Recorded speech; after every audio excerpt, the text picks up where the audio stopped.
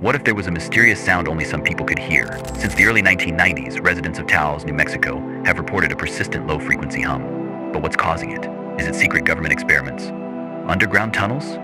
Alien communications? Or even a portal to another dimension? Scientists have investigated, but the source remains a mystery. Theories range from industrial equipment to seismic activity, to even the Earth's own natural frequencies. But nothing is confirmed. The Taos hum continues to puzzle and torment those who hear it. Will we ever uncover the truth behind this eerie phenomenon? If you enjoyed this mystery, hit like and subscribe for more intriguing content.